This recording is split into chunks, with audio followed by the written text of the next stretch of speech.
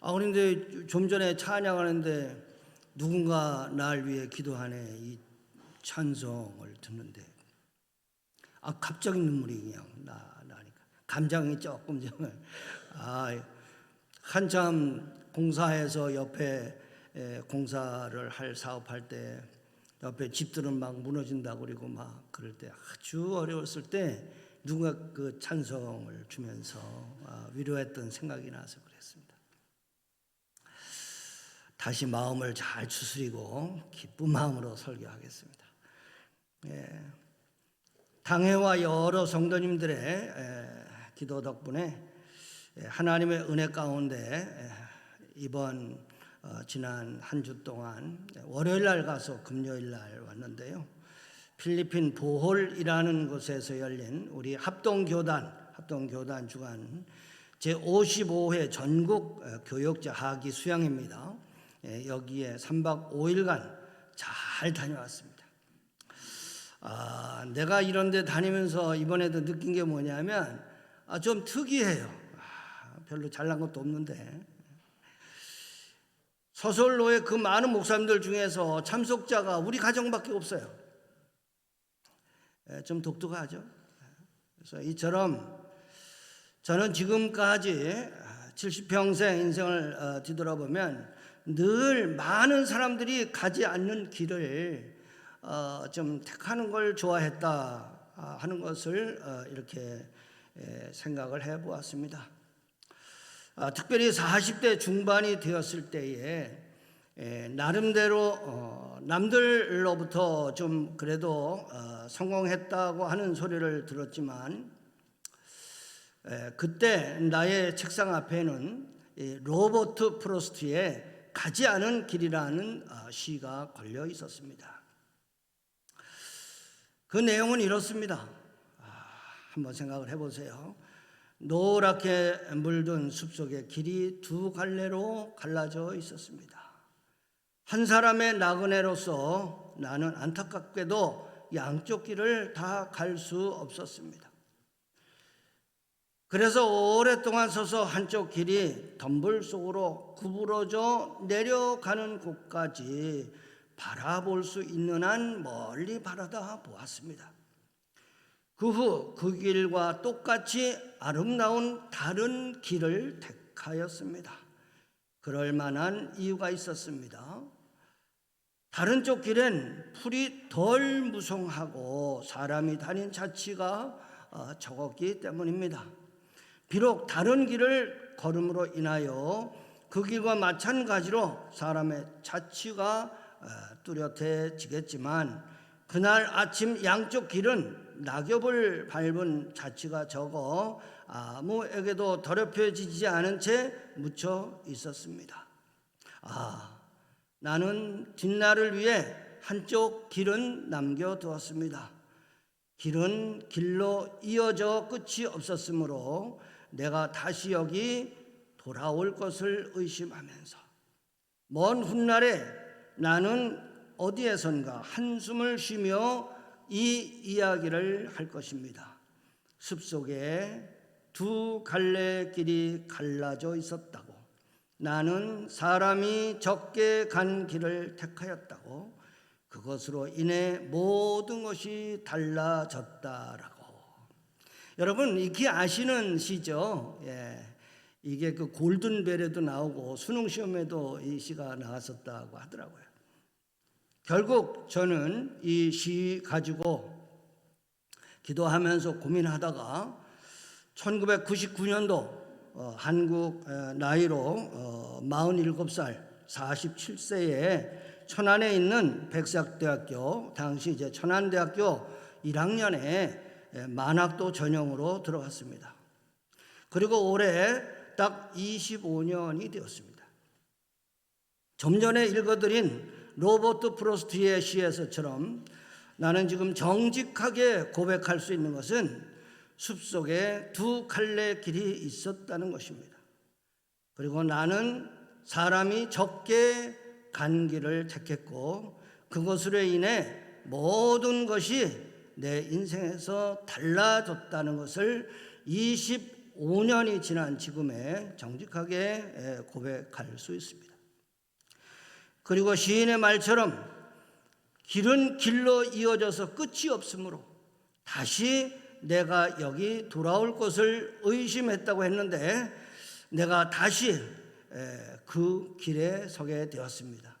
경신교회를 이제 얼마 있으면 은퇴하고 새로운 두 길 앞에 다시 서 있게 되었기 때문입니다. 그러나 제 삶의 특성상 이번에도 이럴 거야 하는 것은 분명히 남들이 많이 가지 않은 낯선 길을 갈 것 같습니다. 이러한 나의 생각과 가치관이 나름대로 어디에서 출발했을까요? 뒤돌아 생각해 보면 이는 안 믿는 가정에서 태어났지만 하나님의 은혜로 4살인가 5살 때부터 교회를 다니면서 자연스럽게 내가 살아온 환경이 원당 교회라고 하는 것이었고 거기서 나의 보고 듣고 생각하는 틀이 기독교 신앙으로 형성되었기 때문입니다. 이번에 참으로 감사하게도 수련의 첫째 시간에 대구 성일교회를 담임하시면서 총신대 신대원 교수를 하고 있는 최재호 목사님의 말씀을 통해서 창세기를 통한 성경적 세계관에 대해서 깊이 깨닫게 되어서 얼마나 감사한지 모릅니다. 이제 이번 주에 기독신문에 아마 날 겁니다. 그거 들어가 보면 거기 제 사진도 있습니다. 보니까.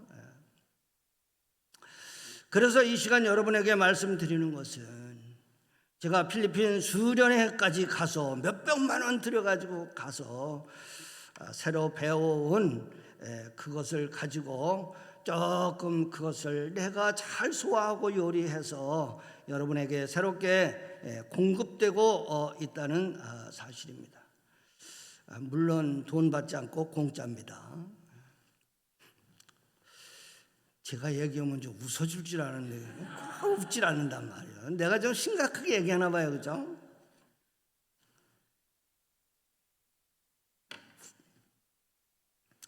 이번에 저는 그 시간에 아주 많은 은혜를 받았어요. 왜냐하면 그것이 상당히 또 제 삶에 영향이 있었고요. 여러분, 오늘 설교 제목이 그래서 성경적 세계관을 정립하라는 것인데 세계관이 뭡니까? 세계관.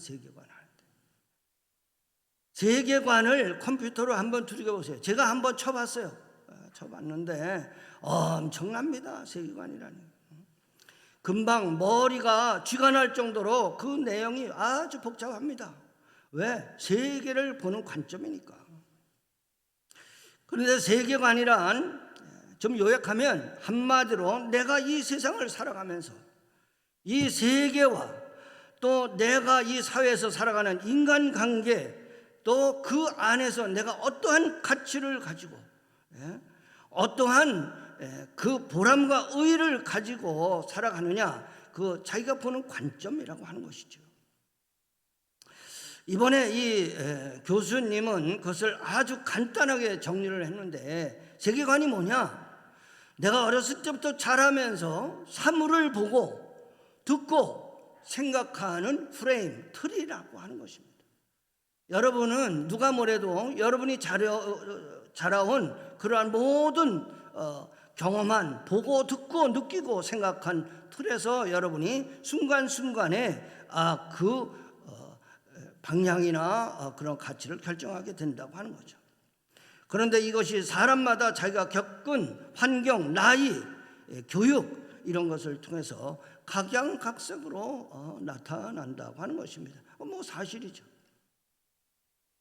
예를 들면 어느 가을날 할아버지가 손주를 데리고 서원흥길을 거닐게 되었습니다. 이때 길에서 서원흥길에서 서원흥 가본 사람들 뭐 다 느끼겠지만 도토리가 하나 그냥 툭 떨어졌단 말이에요. 그래서 길바닥에 길을 가는데 도토리가 툭 떨어지는 거를 보고 이렇게 길을 보니까 도토리가 그냥 여기저기 떨어져 있어요. 이때 할아버지는 제일 먼저 무슨 생각을 했겠습니까? 아이고, 이놈들을 주워다가 도토리 묵 좀 해먹었으면 좋겠다, 이런 생각이 딱 드는 거예요. 그런데 같이 지금 들어가는 이 손주 녀석은 무슨 생각을 했을까요? 아이고, 빨리 다람쥐가 와서 이 도토리를 물고 가면 얼마나 좋을까, 이런 생각을 하게 된 것이죠. 아마도 거기에 이 아이의 엄마가 같이 갔다면 틀림없습니다. 이 아이 엄마는 이걸 주우면 어디에다 가져갈까, 이거 걱정하면서 아마 도토리를 보지 않았겠는가 하는 것입니다. 이게 바로 세계관의 차이라는 거예요. 세계관의 차이. 똑같은 상황인데 생각의 관점이 틀려진다고 말이에요. 그런데 그것은 그동안 자기가 살아온 인생의 보고 듣고 생각한 틀에서 그런 것이 나온다는 것이죠. 그래서 제가 자주 말씀드린 교육학에서 말하는 그 사람이 어렸을 때 자란 환경과 자기가 배운 교육이 얼마나 중요한 것을 새삼 깨닫게 되시기를 바라는 것입니다. 그렇게 중요하다는 것이죠. 그러면 제가 오늘 말씀드리고자 하는 이 성경적 세계관이란 과연 무엇이냐? 당연히 이러한 세계관이 성경에 의해서 형성되고 거기서 점검된 세상을 보고 듣고 생각하는 틀 아니겠습니까? 그러므로 사실 저처럼 어렸을 때부터 교회 생활을 하는 것을 얼마나 그러한 것이 얼마나 중요한 것을 우리 주일학교 학생들과 선생님들이 다시 한번 깊이 깨닫게 되었으면 합니다. 어렸을 때부터 오늘도 우리 아이들이 이렇게 여기저기 이렇게 해서 비록 이렇게 기대고 피곤하고 이렇게 하는 것 같지만 어렸을 때부터 성실하게 신앙생활을 교회 생활을 하면서 성경을 배우고 목사님과 선생님 또 교회 장로님들과 권사님들 같은 어른들한테 순종하며 배우고 자라는 이러한 영적 습관이 그 사람의 인생에 얼마나 큰 영향을 끼치는지 모릅니다. 그것이 그렇게 중요합니다. 저 같은 경우는 아주 정직하게 그걸 고백할 수 있는 거죠. 문화가 그러니까 문화가. 심지어 저는 그 전에 두산에 있을 때 두산이 그 한국일보사 바로 옆에 합동통신이라는 그 건물에 있었는데 그 바로 담자락에 뭐가 있냐면 조계종이 있었습니다. 조계종. 제가 근무하던 데가 바로 거기 한국일보사 옆에 두산에 있을 때 두산 본사가 거기 있었어요. 근데 조계종 남들은 얼마나 좋아합니까? 근데 조계종 그 돌담길 그 담장 길만 가도 벌써 머리가 팍팍 아프고 견딜 수가 없을 정도로 머리가 아프단 말이에요. 이게 다 무엇입니까? 내가 어렸을 때부터 교회 생활을 한 그러한 결과라고 하는 거죠. 그러면 이러한 어린 시절을 보내지 못한 분들은 그러면 이런 성경적 세계관을 정립할 수도 없고 어떻게 하면 좋겠는가, 이런 기회에 말씀드립니다. 늦게 예수 믿고 특별히 우리 이혁규 목사님한테 잘 배워서 또 이렇게 이제 늦게나마 그래도 예수 믿고 구원받고 신앙생활 하는 이런 분들, 아이고 난 늦게 세례받아 금방 집사되고 다 이렇게 쉬울 것 같지만 성경적으로 보면 제가 지금 말씀드리는 그러한 관점으로 생각하면 어떻겠습니까? 몇 배 열심히 해야 됩니다. 몇 배 열심히. 지금 웬만한 저는 어렸을 때부터 교회 생활하면서 매일 듣고 배우는 것이 성경 이야기고 교회 신앙생활 이야기인데 이제 늦게 그런 걸 배웠으면 어떻겠습니까? 아주 배우고자 하는 열정과 그런 노력이 있어야 되지 않겠습니까? 왜 그렇습니까? 그만큼 인생에서 자기의 그 세계관, 가치관이 중요하기 때문에 그렇습니다. 사실 미국의 유명한 발달 심리학자 이 에릭슨, 이제 뭐 좀 이런 쪽으로 공부한 사람은 금방 압니다. 이러한 자신의 정체성, 내가 내 평생에 무엇떤 길을 갈 것인가, 내가 그것을 소위 뜻을 정한다고 그러잖아요. 예, 자기 정체성을 확립하는 시기가 언제인지 아십니까? 바로 청소년 시기라고 하는 것입니다. 그래서 저는 그래도 뒤돌아보면 이게 하나님의 은혜인데, 청소년 시기에 이러한 나의 정체성을 사실 확립하고, 제 일기장에 보면 전에도 한번 말씀드렸지만, 난 청소년기에 이 학교 다니면서 여름방학, 특별히 겨울방학 때는 뭐 별로 일 안 해도 여름방학 때는 맨날 집에서 말이죠, 이 깻잎 따고 오이 따고 말이죠, 이 농사 짓는 게 너무너무 더운 데서 힘들고, 이래서 내 청소년기에 일기장에 쓴 것이 두 가지였습니다. 이번에 전 이제 선교지에 3월에 가서도 그 얘기했는데, 하나는 내가 반드시 내 인생엔 내 스스로 돈을 벌어서 자립하겠다. 남의 덕 보고 살지 않겠다. 이것이 하나였고요. 또 하나는 반드시 내가 The Leader of Faith라고, 내가 반드시 나는 신앙의 지도자가 되었으면 좋겠다. 이 두 가지 비전이었습니다. 그것을 딱 정립해 놓고, 나는 지금 어쨌든 취직해서, 고등학교 졸업하면 취직해서 돈 모아야 되겠다. 그래서 내가 경제적으로 자립하겠다는 거 하나하고, 또 하나는 반드시 나는 장로가 되든 뭐 안수집사, 그건 모르겠지만 어쨌든 신앙적인 지도자가 되고 싶다. 그래서 어떻습니까? 저는 사실 40대에 이 하나 경제적인 자립을 이루었고요. 또 하나 이제 그 후로 10년 공부해서 또 하나 신앙의 지도자가 되고 싶다는 그 꿈까지 이루었습니다. 얼마나 감사합니다. 하나님의 은혜죠. 이제 그것을 사실 언제 정립했다고요? 저는 청소년기에 정립했습니다. 그래서 그 단계별로 발달 심리가 그렇게 중요하다는 거예요. 30대에서는 이제 사회 속으로 들어가잖아요. 그래서 사회적인 관계, 친구, 뭐 이성 간의 친밀한 우정, 사랑을 나누는 게 그렇게 중요하단 말이에요. 거기서 따돌림 당하고, 이런 장애자들은 거기 외톨이 치잖아요. 그 다음에 40대에서 50대는 어떻습니까? 생산성입니다. 생산성은 직장이나 사업에서 이제 그야말로 왕성하게 돈도 벌고 자기의 지경을 넓히는 시기가 40대, 50대라고 하는 거예요. 그 다음에 이제 60대가 이렇게 되었고, 좀 나이가 들었을 때는 어떻습니까? 넉넉하고 감사의 삶을 사는 거, 이것이 바로 자아 실현이라고 하는 거죠. 나는 꿈을 이루고 너무너무 모든 것이 감사하다. 이것이 인생의 발달 과정입니다. 그러므로 우리는 이러한 발달 과정에 소외되지 아니하고, 그런 발달 과정에 잘 적당하게 해서, 그래도 나이 60, 70 됐을 때 모든 것이 감사하고 점 있는 건 나누어주고 베푸는 이러한 삶을 살고, 영적으로 또 육체적으로 정신적으로 또 내 사회적으로 심리적으로 이러한 부요함을 누리는 것이 얼마나 참 중요합니까? 특별히 어린 생명들, 청년들 이러한 단계에 잘 분별하고, 젊었을 때 허튼 짓 하지 않고, 본문의 말씀대로 이 세대의 유행과 조류에 휩싸이지 않고, 오직 마음을 새롭게 함으로 변화를 받아서 하나님의 선하시고 기뻐하시고 온전하신 뜻이 무엇인지를 분별하면서 정확한 성경적인 세계관을 가지고 순간순간 분별하고 판단하는 능력이 뛰어나서, 이러한 모든 그 에너지를 통해서 여러분의 평생에 진짜 하나님이 원하시는 하나님을 찬송하고 하나님께 영광 돌리는 복된 인생이 될 수 있기를 축복합니다.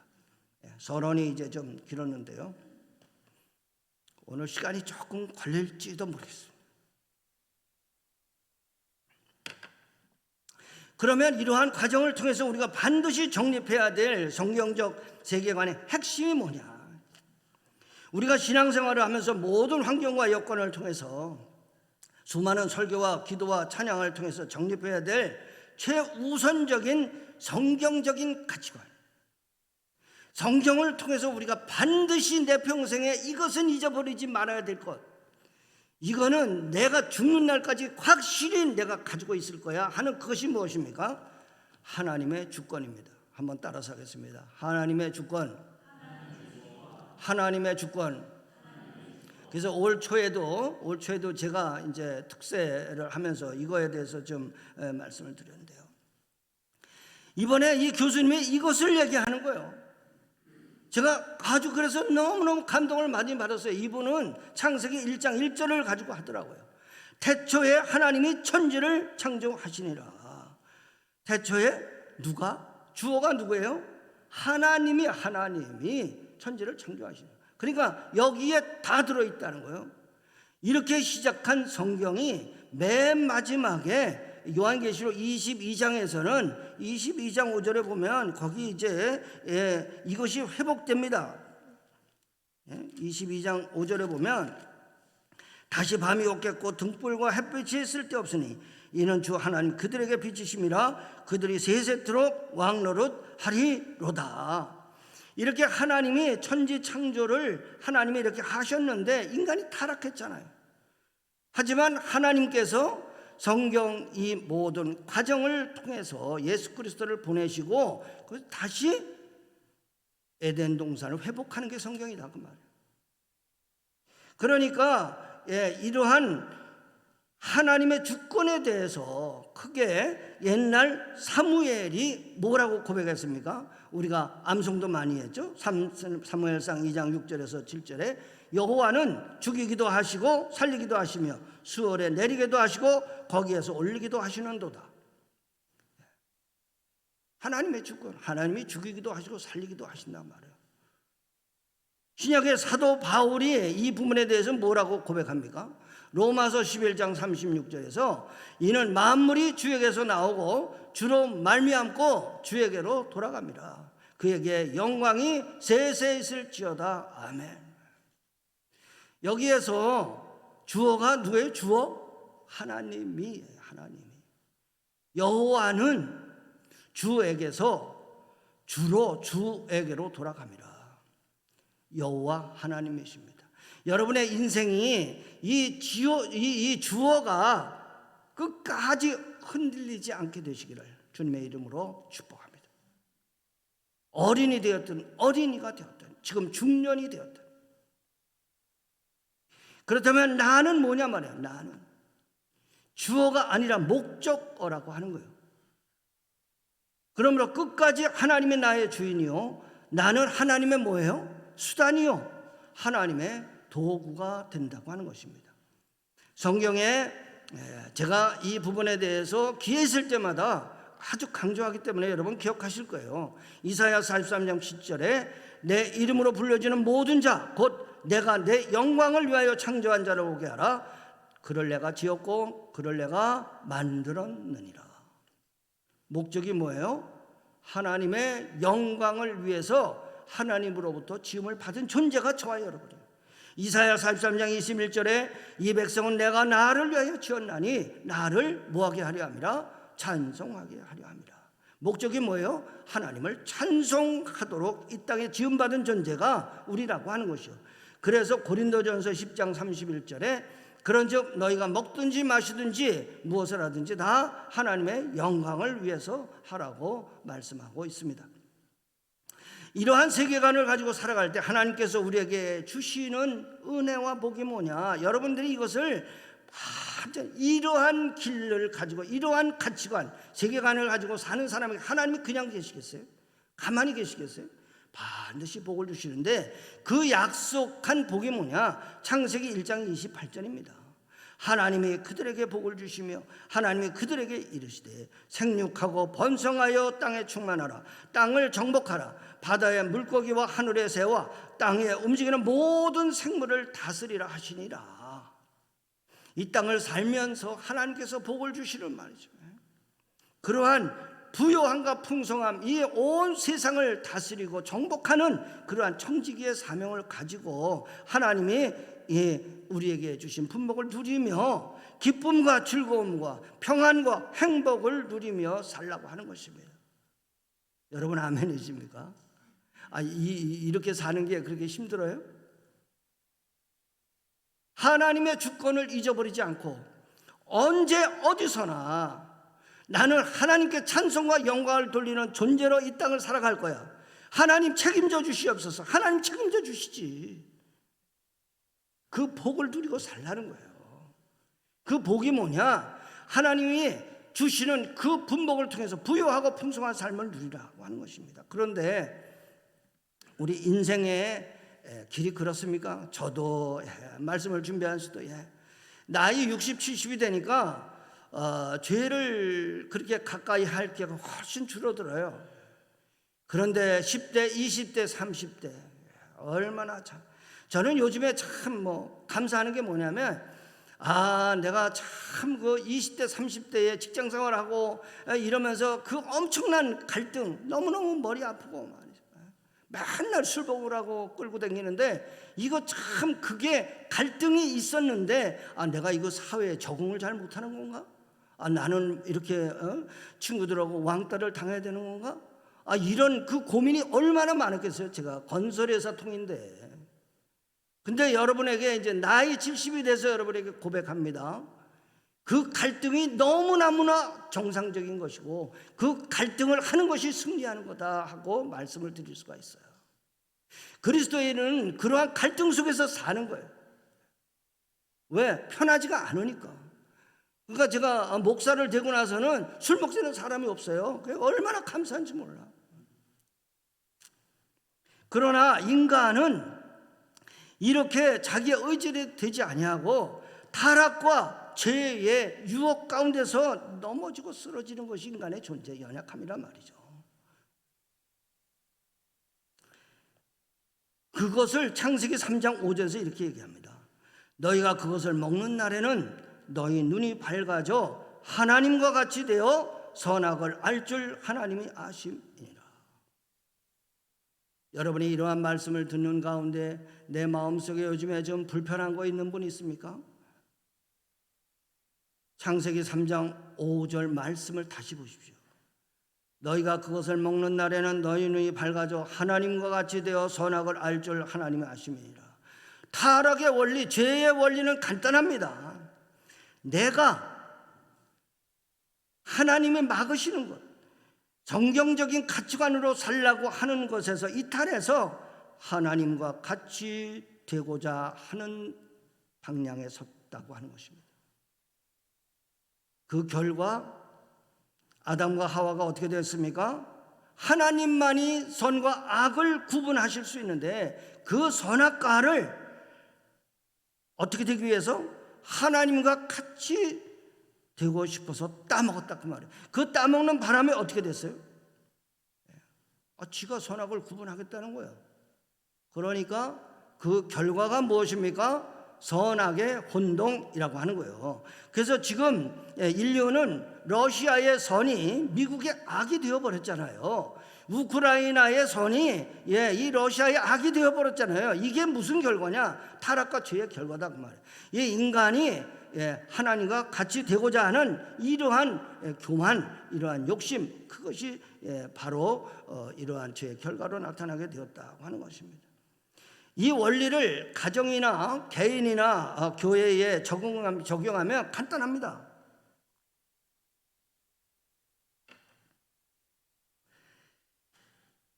내가 지금 가정에서 여러 가지 불편하다, 부부간에 불편하다, 이런 것은 다 무엇 때문에 그렇습니까? 하나님과 같이 되고자 하는 죄의 결과요, 타락의 결과라고 하는 것입니다. 그래서 성경에서는 이러한 타락과 죄에 대해서 하나님께서 깊이 개입하시고 구속하시고 회복시키기 위해서 독생자 예수 그리스도를 이 땅에 보내시고 십자가에 달려 몸짓고 피를 흘려 우리를 구원하신 거 아닙니까?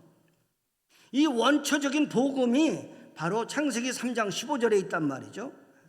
전번에 잠깐 중고등부 수다리 설친인데 우리 전도사님이 이거 말씀하고 있더라고. 창세기 3장 15절.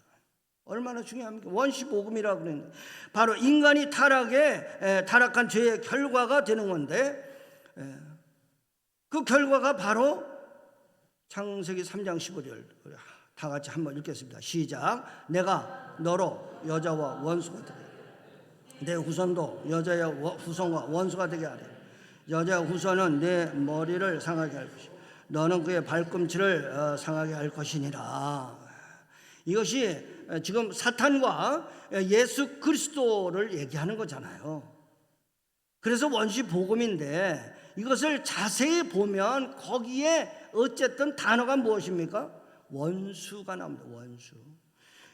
여자의 후손은 내 머리를 또 어떻게 할 건가? 상하게 할 것이다. 그러므로 타락의 결과는 원수되는 것입니다. 죄의 결과는 남에게 상처를 주는 것입니다. 그러므로 여러분, 좀 전에 얘기했던 대로 내가 지금 신앙생활을 잘하고 있는 것인가, 내가 진짜 복받고 있는 것인가, 이거를 체크해 보는 것은 간단합니다. 요즘 내 마음에 진짜 기쁨과 평안이 있는가, 아니면 자기 속에 여러 가지 불편함이 있는가, 가정에서 기쁨과 평화가 있는가, 교회 성도 간에 사랑과 기쁨 또 행복이 있는가, 아니면 내 안에 지금 원수가 있는가 말이에요. 서로 마음에 상처를 주고 있는가, 이거 뒤돌아보면 금방 알 수 있어요. 왜? 성경의 원리가 타락하면 기뻐하고 즐거워하는 삶이 없어지는 게 원리라고 말이에요. 지금 이러한 성경 말씀의 거울에 비춰보면 우리나라는 지금 오늘 서재영 장로님도 기도를 하셨지만은 국회나 이런 정치에서 뭐예요 지금? 이게 타락과 죄의 결과예요.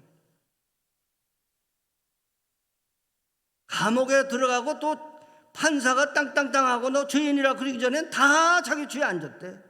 타락의 결과예요. 이렇게 되면 다 뭐예요? 다 피해자가 되는 것입니다.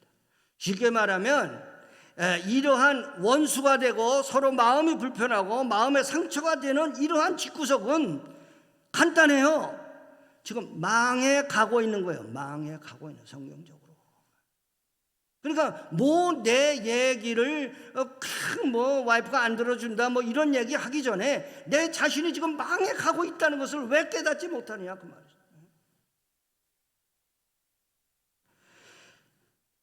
부부관계도 마찬가지예요. 원수가 되고 서로 상처가 되면 부부관계가 지금 깨져가고 있는 것입니다. 교회는 어떻습니까? 이것을 교회가 서로 당회에서 말이죠, 장로님들과 목사 싸움하고 성도들이 어쩌고 저쩌고 하면 나중에 그 결과를 가지고 얘기할 것도 없어요. 그 교회는 지금 망해가고 있는 것입니다. 여러분, 이것을 잘 정립하고 사세요. 그렇기 때문에 화평케 하는 자는 복이 있나니 그들이 하나님의 아들이라 일컬음을 받을 것이요. 항상 어디를 가든지 저는 그것의 인생 철학, 저는 아주 철저한 나의 세계관으로 내가 가지고 가요. 그래서 이육화가 차라리 어디 가서 무슨 말썽을 일으키려면 내가 도망을 가지 거기서 주도적으로 가지 않습니다. 그럴 수도 있겠죠. 그러나 나의 사상 자체가 그렇다 그 말이에요. 내가 가는 곳에는 언제든지 내가 밥 사주고 화목게 하는 도구로 사용되고 싶어 하지, 내가 거기 가서 분쟁을 일으키는 데는 저는 아주 싫어하는 사람이에요. 근데 그것이 바로 성경적 가치관이라고 말해요. 이러한 면에서 제가 15년 그래도 목회를 했는데 우리 교회는 어떠할까요? 망해가는 교회입니까? 천만의 말씀, 흥해가는 교회입니다. 왜? 담임 목사인 저부터 당회부터 기쁘고 즐거우니까. 신앙생활이. 장로님들 기쁘고 즐겁지 않으면 얘기하세요. 지금이라도. 더 빨리 그만둘 테니까. 평안하고 행복하니까 우리 교회는 흥할 일만 남았다 그 말이에요. 우리 안 목사님 그래 아주 집중해서 잘 그런 면에 대해서 절대로 불효파음이 나는 것은 어떠냐? 내가 지금 망해가고 있다 그 말이에요. 당회가 지금 망해가고 있다. 그런 위기의식을 가지고 목회하라고. 그러므로 여러분 중에 그렇지 못한 분, 가정이나 교회나 자기가 어떠한 사회 이 일가 친척이나 이러한 자들의 너무너무 불편한 거 있습니까? 이제 좀 후에 이제 얘기하겠지만 그 해결하고 가셔야 됩니다. 하나님도 그거 해결하시려고 독생자 예수 그리스도 이 땅에 보내주지 않았습니까? 그래서 성경적 세계관은 반드시 내가 젊어서 또 그러한 죄를 범할 수 있고 타락할 수 있다. 그러나 반드시 어찌하든지 최선을 다해서 화합하고 화목하게 하라 그 말이에요. 회복하라, 용서해주고 서로 돌보고 포용하라 그 말이에요. 그런데 세상 사람들 보면 서로 원수처럼 살고 서로 상처를 주고 살면서도 자기들이 타락했다는 것을 깨닫지 못합니다. 그러므로 정신을 바짝 차리고 먼저 자기와 자기 가정을 진단해 볼 수 있기를 바랍니다. 이번에도 집회하면서 그 강사 목사님들이 베드로전서 4장 7절 말씀 얼마나 강조하는지 몰라요. 이 교단을 대표해서 목회자들이 이번에 이제 사모님들까지 이제 101명이 왔는데 그분들에게 강력하게 얘기하는 게 바로 베드로전서 4장 7절입니다. 우리 다 같이 한번 읽겠습니다. 오늘 조금 그래도 오래간만에 이육화 설교 듣는다고 조금 시간이 좀 길어져도 이해하시기 바랍니다. 베드로전서 4장 7절 시작. 만물의 마지막에 가까웠으니 그러므로 너희는 정신을 차리고 근신하여 기도하라. 무엇보다도 뜨겁게 서로 사랑할지니 사랑은 허다한 죄를 덮느니라. 이 말씀을 얼마나 강조했는지 몰라요. 목회자들이요, 정신을 차립시다. 정신을 차립시다. 정신을 차립시다. 정신 차리면 이게 보인단 말이에요. 내가 지금 하나님의 주권을 내 마음에 품고 사는가, 아니면 지금 타락하고 죄를 짓고 사는가, 그 결과가 사람들하고 원수 짓고 상처 주고 사는가, 이거 보이죠. 이게 정신을 차려야 보이지. 영적으로 깨 있어야 보이죠. 그렇지 않으면 계속 자기 주장만 세우는 거지. 자기가 옳다고 주장하는 그 사람도 타락했다고 말해요. 그러므로 나에게, 나의 가정에게, 또 교회에게 이러한 타락의 현상이 있다면 이때 어떻게 해야 될까요? 성경은, 성경적인 이러한 세계관을 가진 사람은 간단합니다. 첫 번째 세계관으로 돌아가라는 거예요. 첫 번째 세계관이 뭐라고요? 하나님의 주권이에요. 하나님의 주권. 나는 주어가 아니고 내가 뭐라? 목적어다. 나는 수단이다. 도구다. 근데 내가 하나님을 위해서 지금 목적과 수단, 도구가 돼야 되는데 내가 지금 뭐 하고 있는 거야? 내가 지금 하나님같이 되고자 하다가 이렇게 되었구나. 자, 이제 제가 조금 얘기를 더 할 건데요. 성경 창세기에서 이러한 내용을 인간이 잘 이해하도록 이스라엘 민족의 조상이 되는 야곱을 통해서 이야기를 잘 정리해 놓았다고 하는 거죠. 창세기 간단하죠. 창세기가 50장까지 있는데 8개로 분리됩니다. 간단해요. 창조, 타락, 홍수, 바벨탑, 그리고 아브라함, 이삭, 야곱, 요셉. 이 8가지만 알면 창세기잖아요. 창세기가 다 그 얘기 하잖아요. 창조했는데 타락했어. 근데 홍수가 나서 노아의 홍수가 있고, 그 다음에 바벨탑 세우고, 그 다음부터는 아브라함, 이삭, 야곱, 요셉 이야기잖아요. 그러니까 그 핵심이 지금 누구를 중심으로 창세기에서 얘기를 하고 있느냐? 야곱을 중심으로 이야기를 하고 있습니다. 야곱의 삶이 여러분 잘 아시다시피 어떻습니까? 정말로 바람 잘 날이 없었어요. 이게 뭐냐? 바로 타락의 증거라고 하는 거예요. 죄의 결과를. 그래서 형 에서와 싸우고 그 죽음을 피해서 어디로 도망가요? 밧단 아람 외삼촌 라반 집에 가서 거기서 종으로 20년간 죽도록 고생만 하다가 아내 넷을 두고 이제 아주 그냥 두 때를 이루어서 돌아오는데 야복강에서 이 허벅지 관절이 상할 정도로 천사가 씨름을 하잖아요. 왜? 에서가 400명을 끌고 지금 자기를 죽이려고 온다 그 말이에요. 그 후에 그 이제 대충만 얘기하는 거예요. 그 후에 그토록 사랑하는 이 라헬의 아들 둘이죠. 요셉과 베냐민인데 요셉이 형들이 팔아먹어가지고 요셉을 잃게 되잖아요. 그리고 나중에 가나안에서 이제 가뭄이 들어서 곡식을 사러 이 자식들을 어디로 보냅니까? 애굽으로 보내요. 이때 애굽에는 누가 총리예요? 요셉이 총리했죠. 그러니까 요셉은 자기 형들, 자기를 판 형들이 지금 딱 나타나니까 한눈에 알아보죠. 그러니까 요리 돌리고 조리 돌리고 돈을 넣었다 뺐다 이렇게 해가지고 결국 형 시므온을 인질로 잡고 결국 형들을 돌려보냅니다. 형들을 돌려보내고 다음에 올 때는 반드시 너네 또 하나 있다며 그 베냐민이라고. 베냐민이 지금 누구 동생이에요? 요셉의 친동생이잖아요. 베냐민 다시 올 때 데리고 오지 않으면 나 얼굴 볼 생각도 하지 마라. 그리고 보냈단 말이에요.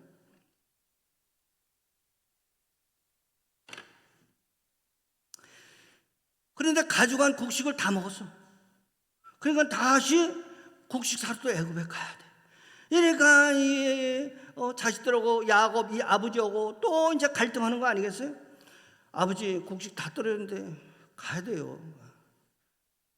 근데 가는데 그 총리님이 이 베냐민을 꼭 데리고 오라고 그랬는데 어떡하면 이놈의 자식들 베냐민 내가 요셉 하나 이런 것도 지금 그리고 시므온까지 지금 거의 인질로 잡혀있고 그런데 베냐민 요 막내까지 지금 오라고 그러면 나 어떡하란 얘기냐 지금 절대 못 데려간다. 그러니까 아니 그 요셉 총리가 베냐민 데리고 오지 않으면 내 얼굴 볼 생각도 하지 말라 그랬습니다. 이때 갈등하죠. 야곱이. 근데 갈등하다가 창세기 40장 14절에 야곱이 고백합니다. 이거 우리 다시 한번 이제 다 같이 한번 읽겠습니다. 시작. 전능하신 하나님께서 사람 앞에서 너희에게 은혜를 베푸사 그 사람으로 너희 다른 형제와 베냐민을 돌려보내게 하시기를 원하노라. 내가 자식을 잃게 되면 이르리로다. 여러분 이해하셨습니까? 야곱이 자기에게 완전히 부도를 내버려요. 자기 고집과 아집 이거를 다 내려놓고 나는 이제 할 수 없다. 내 막내 베냐민을 잃게 되면 이르리로다. 그런데 전능하신 하나님께서 그 사람 앞에서 너희에게 은혜를 베푸시기를 원한다. 이렇게 고백을 합니다. 이게 무엇입니까? 바로 하나님을 다시 찾는다는 거예요. 여러분 그런 갈등 속에서 이러한 야곱처럼 다시 하나님께 돌아가는 하나님의 주권을 다시 찾는 그런 복을 누리시기를 축복합니다. 그러므로 성경적 세계관은 내가 어려움에 처해지고 성격이 날카로워지고 목소리가 커지고 싸움이 잦아질 때 해결 방법이 뭐냐? 자기에게 부도를 선언하고 죽으면 죽으리이다. 내가 망하면 망하리이다.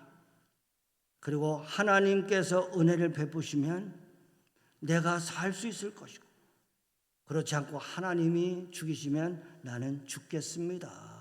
이러한 고백과 함께 나의 죄와 타락함을 진정으로 하나님께 회개하고 이 모든 것이 나의 타락과 죄의 결과입니다. 이거 정직하게 고백하고 하나님 앞에서 도덕적으로 양심적으로 그래도 내 하나님 앞에 나가 부끄럽게 살지 않겠다고 자기 부도를 선언할 때부터 여러분의 회복은 시작된다고 하는 것입니다. 이것이 성경적 세계관입니다. 우리나라 정치인들이 바로 이러한 성경적 원리를 지금 깨닫는 사람 한 사람의 훌륭한 지도자만 있다 하더라도 정치계는 달라지게 될 것입니다. 그러므로 나의 상처와 고통을 회복하는 방법은 내 가정이 여러 가지로 불행하고 내 개인이 여러 가지로 불행하고 못하는 일이 없는 이러한 것에서 다시 회복되는 그러한 방법은 간단해요.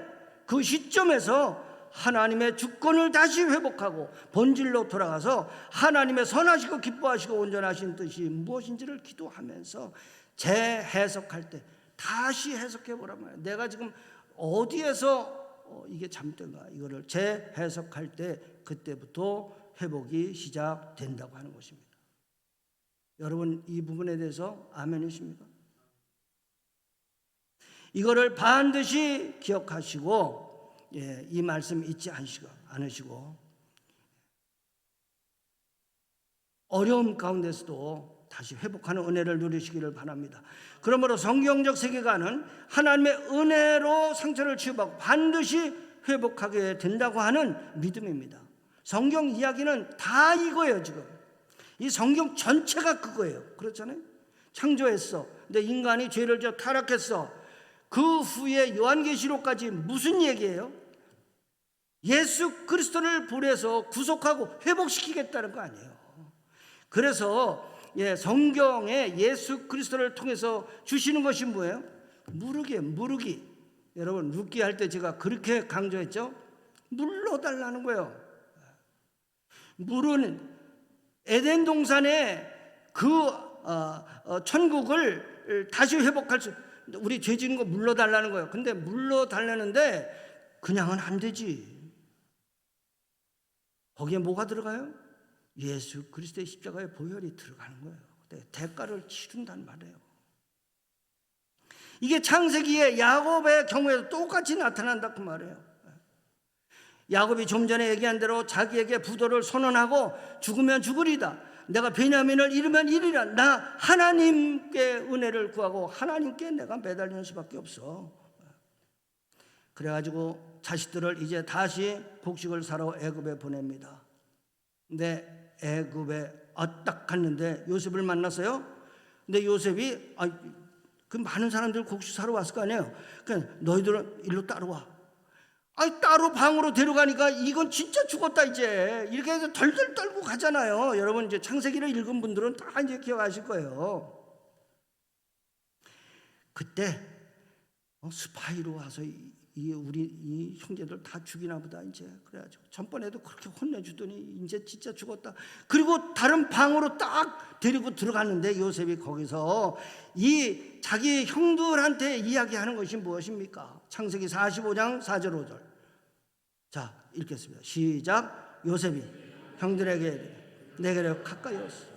그들이 가까이 가니 이르되 나는 당신들의 아우 요셉이니 당신들이 애굽의 판자라. 당신들이 나를 이곳에 팔았다고 해서 근심하지 마소서, 한탄하지 마소서. 하나님이 생명을 구원하시려고 나를 당신들보다 먼저 보내셨나이다. 여러분, 감동이 오십니까? 이걸 지금 요셉의 마음을 누가 흔들었어요? 하나님이 하신 거예요. 지금 인간적으로 보면 그 자리는 세상의 가치관으로 보면 완전 복수하는 자리죠. 끌어다가 아주 골방에다 놔놓고 아주 그냥 죽이되 아주 비참하게 원수를 갚을 기회가 됐어요. 그런데 하나님께서 거기에서 개입을 하시니까 그 자리가 어떻게 됐습니까? 눈물바다가 된 거예요. 그리고 사랑의 자리, 용서의 자리, 포용의 자리, 돌봄의 자리로 바뀝니다. 이것이 바로 성경적 세계관을 품고 사는 자들을 향하신 하나님의 은혜라고 하는 것입니다. 하나님의 은혜. 이것을 믿고 그 길로 가시기를 주님의 이름으로 축복합니다. 이처럼 하나님의 주권을 잃지 않은 요셉은 확실하게 하나님께서 자기에게 부여하신 본래 목적어가 되는 삶을 무엇라고 합니까? 요셉은 절대 보디발의 종살이를 하던 감옥살이를 하던 절대 그걸 잃지 않았어요. 요셉은 끝까지 총무했어요. 총무. 자기가 왕 되려고 그러지 않았다고 말해요. 보디발에서도 총무, 감옥에서도 총무, 애굽에서도 총리가 뭐예요? 나라의 총무잖아요. 총무. 그걸 지키라 그 말이에요. 하나님께서 나에게 주신 본분, 그거를 지키고 그 자리를 이탈하지 않는 것이 바로 성경적 세계관을 가지고 사는 사람이에요.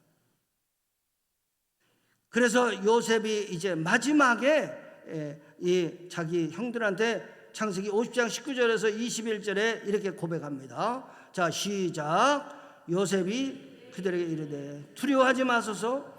내가 하나님을 대신하리까.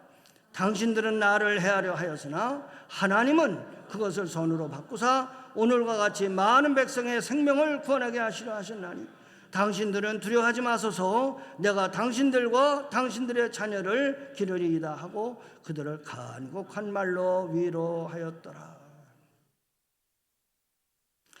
이것이 성경적 세계관을 가진 자의 권세와 능력이요, 하나님께서 그토록 기뻐하시는 사랑과 용서와 포용과 돌봄의 삶이라고 하는 것입니다.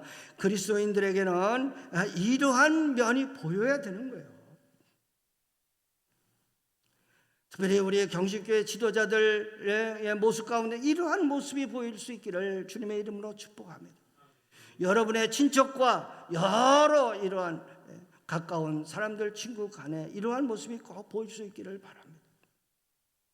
이러한 삶을 진정으로 경험하게 될 때 하나님께 감사하고 기쁘고 행복한 삶을 누리지 않겠습니까? 이것이 무엇입니까? 회복이요. 성경적으로 보면 이것이 바로 예수 그리스도를 통해서 우리에게 보여주시고자 하는 바로 구속의 은혜라고 하는 것입니다. 이제 말씀을 정리할게요. 지루하세요?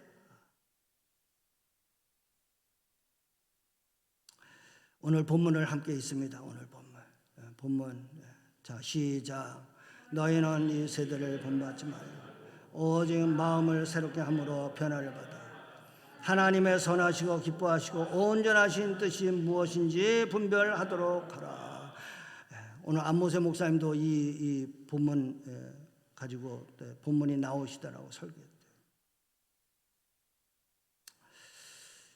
순간순간 우리의 삶을 살면서 순간순간 나의 생각이 하나님의 주권을 인정하는 데서 나올 수 있기를 축복합니다. 그렇게 하려면 반드시 지금 이 타락한 세상의 가정이나 친구나 회사나 어떤 사회에서 받은 상처나 이런 것을 성경적으로 순간적으로 내가 세상 말로 아주 성질나고 그냥 아주 때려 죽이고 싶어도 다시 이 성경 말씀 생각하면서 이번에 강사 목사님이 자꾸 강조하는 게 뭐예요? 재해석해달라. 재해석이 뭐예요?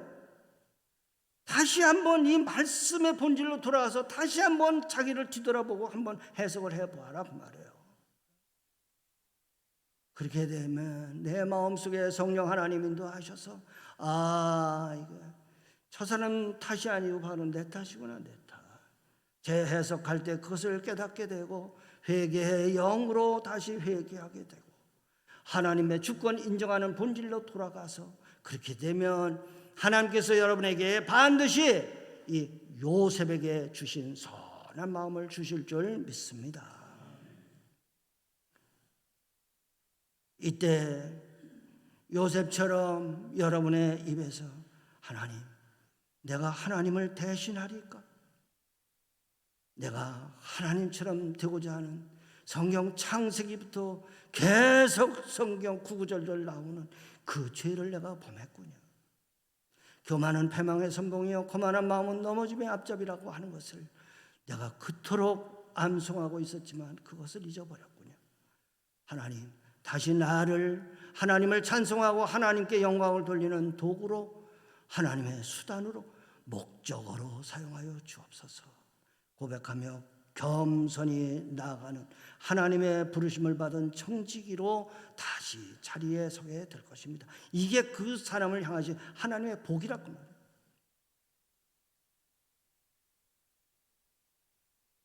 이때 하나님께서 여러분에게 보너스로 주시는 것이 무엇입니까? 그래, 너 이 땅도 정복하고 이것도 정복할 그 많은 일거리, 선한 일거리들을 주시지 않겠습니까? 그리고 그러한 일의 생업을 통해서 거기서 벌어들이는 그러한 물질과 여러 가지 건강을 통해서 하나님이 주시는 기쁨과 즐거움, 은혜와 평강, 사랑과 행복한 삶을 누리게 될 것입니다.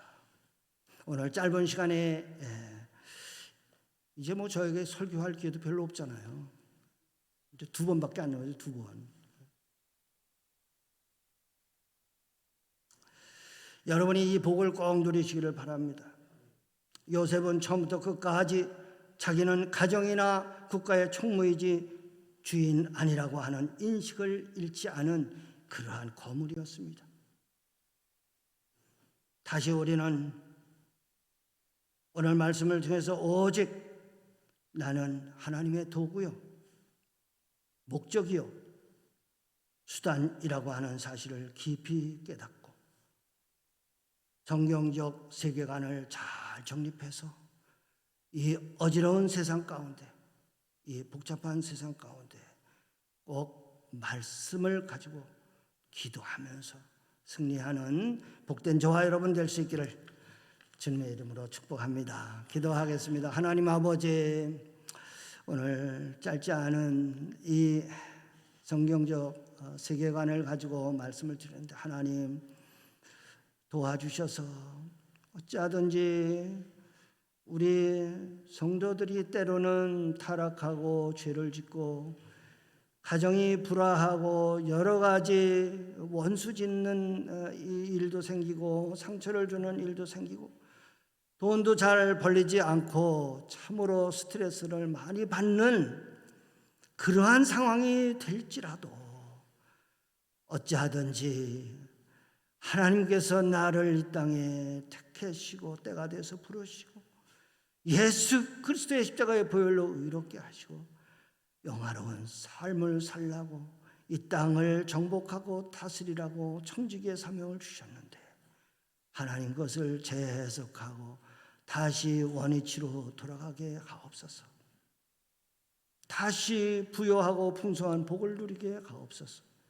다시 저들의 마음이 사랑으로 가득하고 나누어 줄 거리가 있게 하옵소서. 영육 간의 강건함 주시고 저들의 삶을 사는 동안 저들의 얼굴에 기쁨과 즐거움과 행복이 충만하게 하옵소서. 이러한 모든 일로 통해서 저들의 인생이 참으로 지금도 살아계신 하나님을 경험하며 순간순간 마음껏 하나님께 찬송과 영광을 돌려드리는 복된 경신교회 성도들 될 수 있도록 주께서 복내려 주시옵소서. 감사하며 예수 그리스도의 이름으로 축복하고 기도하옵나이다. 아멘.